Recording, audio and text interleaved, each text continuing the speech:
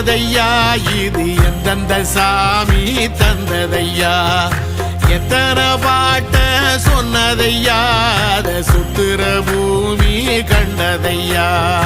அடிச்சு வீசும் காத்துலையும் அந்த தகப்பனாச சுத்துதையா